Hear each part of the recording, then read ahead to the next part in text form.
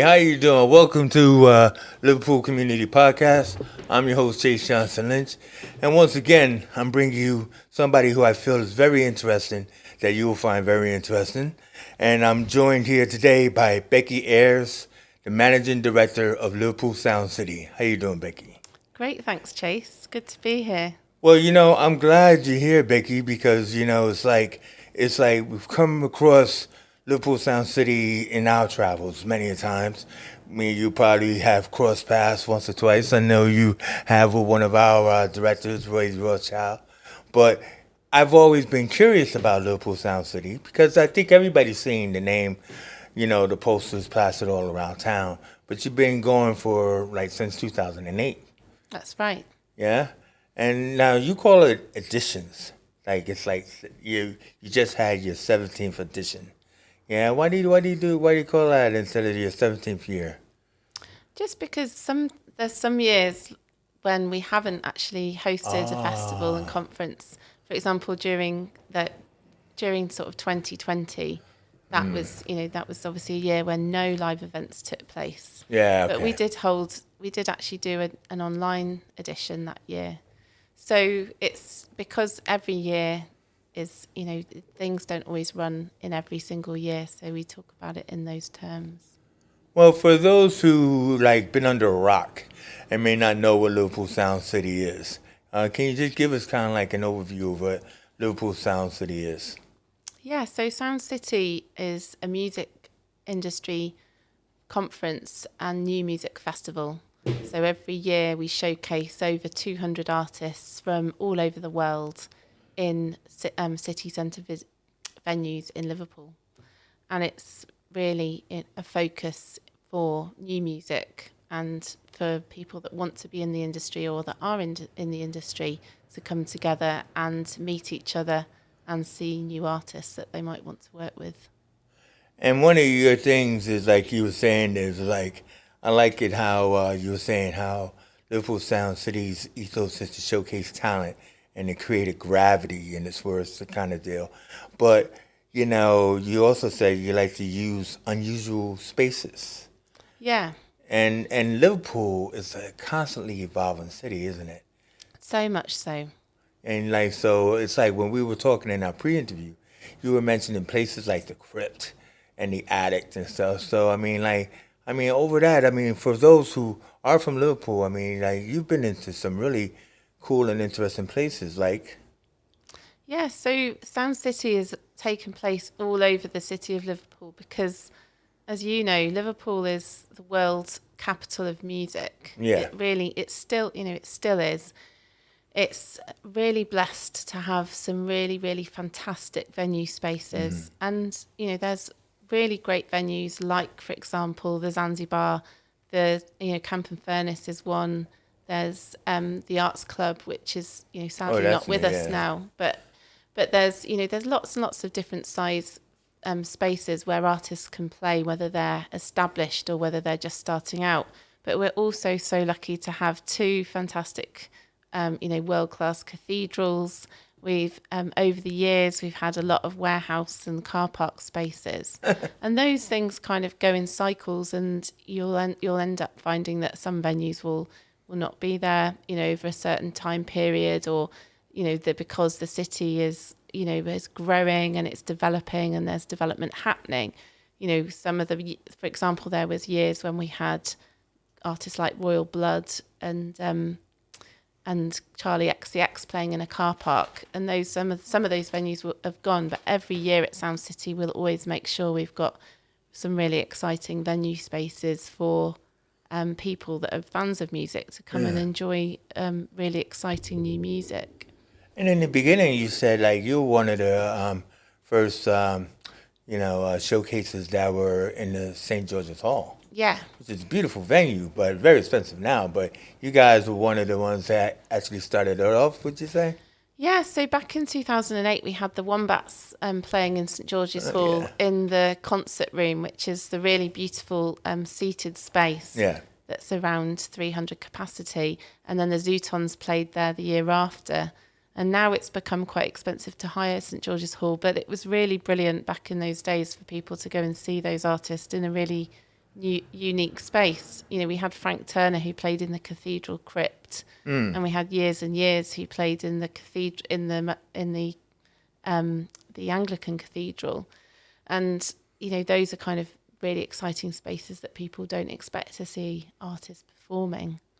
Now, I think what's interesting is like for some of those music files that may be watching the show is that, like you've been dealing with artists, like we're talking about going all the way back to 2008, that, like back in the day were just like, artists like playing in these small little venues.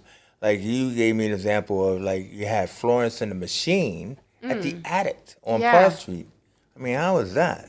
that was that was brilliant. I mean, you know, that was in the first year of Sound City. I think we probably paid them about £200 because they were new.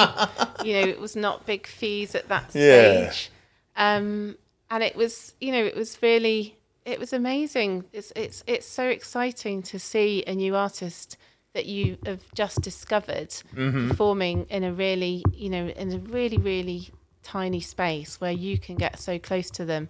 There's also people like Stormzy who played in a very small tent when Oh we did wow, get the out of Bramley here. Moor Dock, which was back in 2015. We had Catfish and the Bottlemen who played in the Attic as well, to a very Yeah. small handful of people.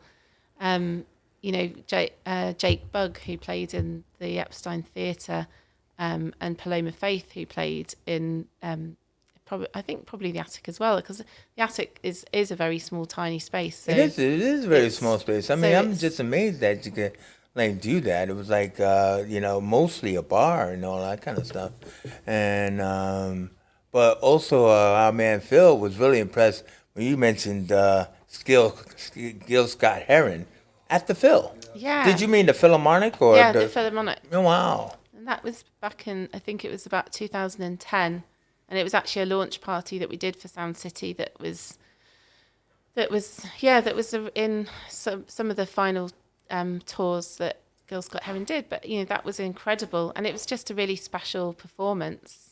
You know, so amazing to see an artist of that caliber and status playing somewhere like the Phil. So you know, it's really exciting, you know, to be able to. It's a privilege to work with new artists because, you know, we've had, for example, Ed Sheeran that played in Bumper, if you remember that, Yeah, I remember Bumper. on Yeah, Parliament exactly. Street. That was to about 300 people.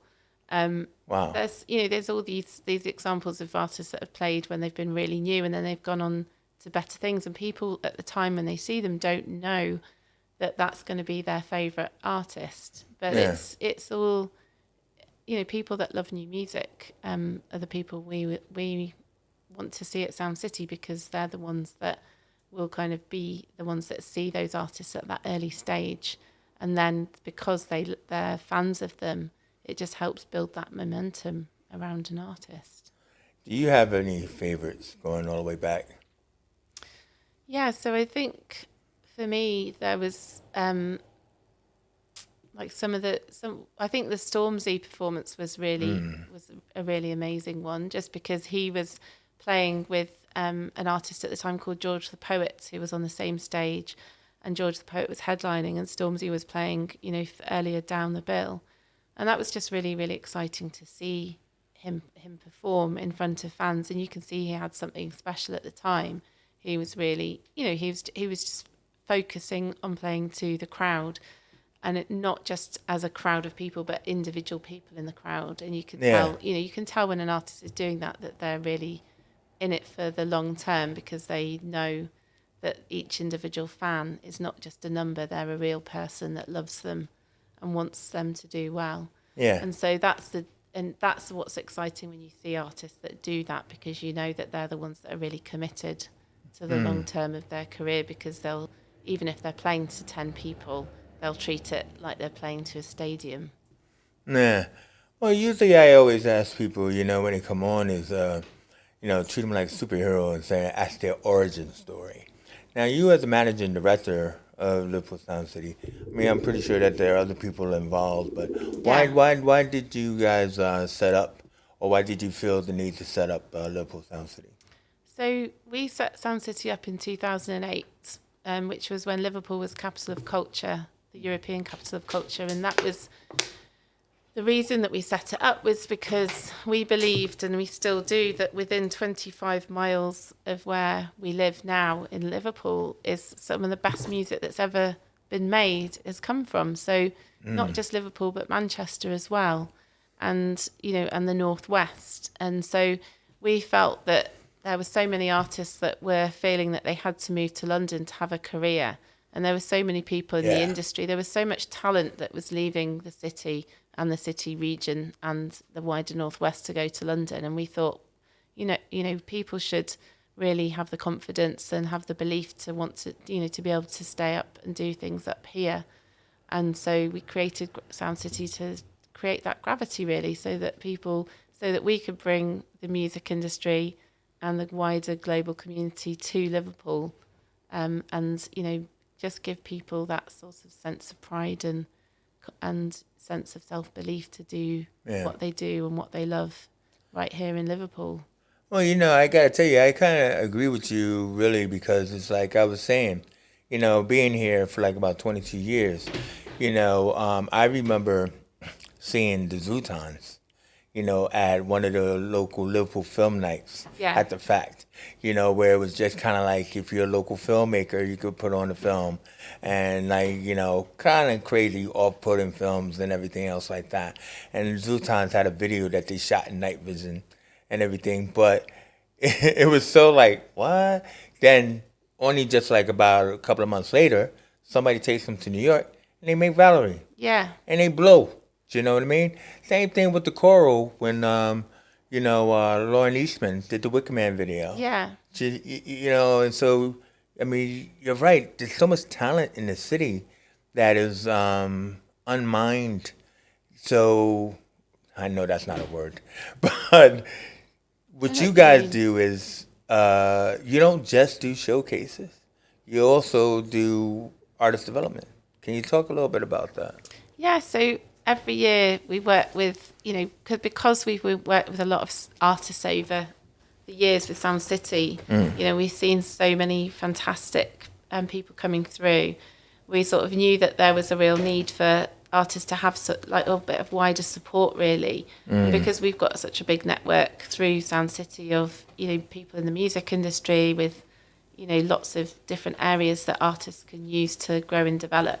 We set up an artist development scheme to work with 12 artists per year where we can really just, kind of work intensively with them and talk to them about what they want to achieve, what they need, what's holding them back, what are their challenges, what do they want to do to get to the next level, and what do they see as the next level. And then we work with them, and we work with them on songwriting, on things like how to do their own marketing, how to... You mentioned PRS. PRS for music, for example. We bring them in to talk to them and really just work with them on a quite intensive level over a 12-month period. And we've had artists like the Mysterines who are now, they're playlisted on Radio 1 all the time, and they supported the Arctic Monkeys on tour. We've got the Royston Club who just signed to Modern Sky. We've got, lots of artists that, all of them are very similar in the fact that they have a real burning desire to, to do something really amazing with their music. And you also said you had like some support around this, like people like Vivo and Virgin Music as well. Yeah, so we have like a sponsorship. Yeah, we have a number of sponsors that we work with. So we work with like Virgin Music, who've come in to work with us on Sound City and to kind of help us with the artist development on the distribution side. Also TuneCore, which is a distribution service, work with us on that. Vivo, they're working with us on the artist development scheme to help artists with their, just with how they do their video. TikTok as well, we're talking to about some masterclasses, because TikTok have just sponsored Eurovision. So, oh wow, I didn't know that actually. Yeah, so they're one of the main sponsors for them, but they're really keen to work with artists that not just in sort of city centres and just have much more of a understanding of what's going on across the whole UK. So you have to have your finger on the pulse of what's new and what's going on.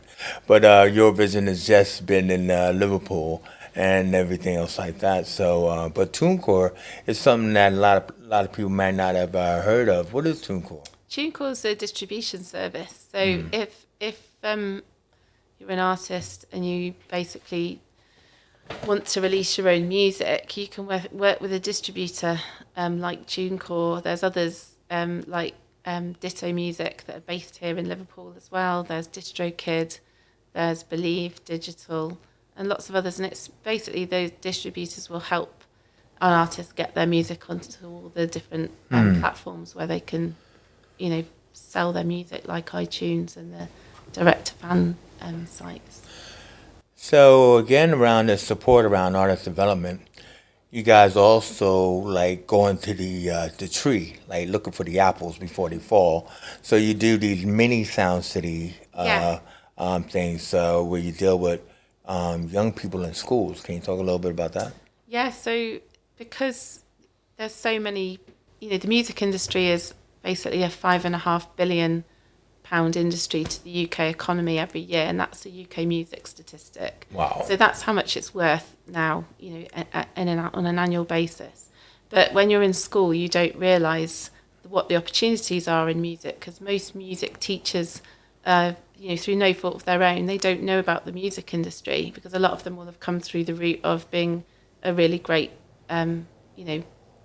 person that plays an instrument. So they might be a great guitar player or a great pianist or a great drummer, and they'll become a music teacher, but they don't know about the wider music industry. So what we're doing at the moment is working with the people that do music in schools, the music education hubs, and we're doing mini sound cities in places like Warrington and Birkenhead, Knowsley and Sefton, taking Sound City to those places. And you bring professionals to do lectures as well, Yes, we don't do. you? We bring people from labels, from music agents, from promoters, distribution companies, across the whole spectrum of the industry, really, just to show young people what the opportunities are within the music industry, Great. and also to help them understand that there are opportunities right here Yeah. in their city. And so if their mum and dad, for example, or their whoever or their caregiver doesn't understand, they might say, why do you want to do music? Then it just, the idea is to kind of help teachers and parents understand too that music is not just about playing an instrument. It's also about having a career in a £5.5 billion sector, which Yeah. is, because there's so many jobs that make up the music industry that people don't know about, because, what you don't know, you don't know. So many jobs in the creative media industry, exactly, and unfortunately, you don't get to learn that in schools, No. especially when they say that you got media studies and stuff like that. But hey, it's out there.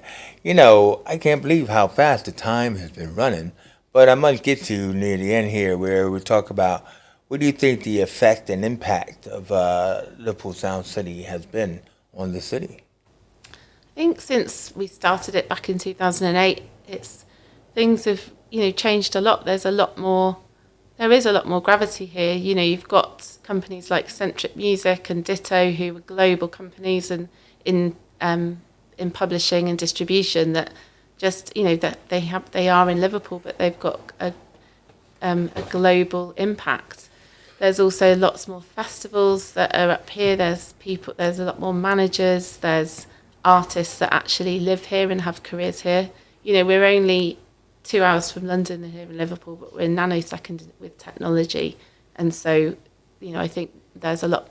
And now, because it's so expensive to live in the south, people know that they've got a better quality of life here and that they can live here and have a career. And, there's amazing work that's going on. What you're doing here with Big Condo is fantastic, giving people an opportunity Yeah. to get into music, and it all contributes to, to make Liverpool a really amazing music city. Yeah, music up here in the north, and everything. And like, you were talking about, the record label of Modern Sky, where over the years, record labels have been kind of scarce in Liverpool. Yeah. And people, like you said, had to go down to London, the print white labels and stuff like that, and they weren't finding. I mean, yeah, there was Delta Sonic and Honey Records and all that other kind of stuff, but Modern Sky is really making a name for itself. I mean, some of the names of the artists that she threw out, like I thought this was fun. The lottery winners and stuff like that. I mean, there are others, aren't there? Yeah, the Lottery Winners just had a number one album last week in the UK charts. There you go. And there's also the Lathams that have had two UK number one albums. Jamie Webster, who's selling out the Pierhead. That's it. Mick Head, who's just come back. The Elastic Band. Exactly. He's just had a number one album as well. And there's, it's really positive that that's happening, because it means that the spotlight is on Liverpool and the BPI, which is the British phonographic industry, and they basically account for all the record sales across the UK. Last year they said Liverpool was the number one city outside London for number one albums in the UK. Yeah. Which is amazing, and that has you want that to then have a ripple effect to benefit not just those artists but other people that are coming through the industry. Yeah. So the industry spotlight is on Liverpool, and it does encourage talent to come through. And like you said, it's not always about record labels anymore. I mean, in our No. new modern technology, you mentioned about a group from Sheffield that has been doing well with self-releasing, which are called the Ratings, right? Yeah, the Ratons headlined Sound City 2 weeks ago, so they were our Saturday headliner, and they've done amazingly well. They're 5 lads from Rotherham who just have come up themselves. They've played for years. They've honed their songwriting. They've self-released, and they had a number one album earlier this year just through doing it themselves. And they just had that passion, and they were made up to headline Sound City because it meant a lot to them. That they'd kind of come through. As yourself. You see an artist that goes to number one and you think, some people think, that's just happened for them. But you know that it takes years and it takes a lot of blood, sweat and tears to get to that level. And it's just so fantastic when you see artists that have really, really battled it out and they get to that level and they've got those fans that have stayed with them on that journey. Yeah. I think it's amazing about the passion that you seem to have for music there, Becky. I mean, as far as the future for Liverpool Sound City, I mean, there's one big inspiration that you always talk about, and which is we do have a very bold aim that we want to be like the South by Southwest of Europe in the next 10 years. I think Liverpool is the place to do that because the venues that we have here and the music, the rich music history that we've got, and it's not just about indie music at all, as we talked about earlier. It's about all other genres as well, of hip hop and electronic music, of punk, of reggae, we have lots of outlets for all those genres, and it's important that And do those genres play at Sound City? Because you got many stages. It's not just about indie music; it is about all diverse genres. I think traditionally we have been known for more indie music, but that is changing because people's tastes are changing. And we want to, and those genres have always been there, but people also listen to lots of different music. Most people are not just fans of one genre. Yeah. Well, Becky, it's just been fantastic having you on the show and everything, and we're of like-minded projects and everything. Thank you for also giving us a shout out. I mean, for those who don't know, and you should know, but the Big Condo Weekend is coming up in June and everything like that, where we showcase new artists and up and coming talent, and Big Condo is always about new artists and also helping young people as well, as far as their music and as far as their creativity. So, Becky, I'd like to once again thank you for showing up here at Big Condo Studios here on the Liverpool Community Podcast and everything. You're welcome anytime and stuff like that. And I'm your host, Chase Johnson Lynch. And you know what? For now, we out of here.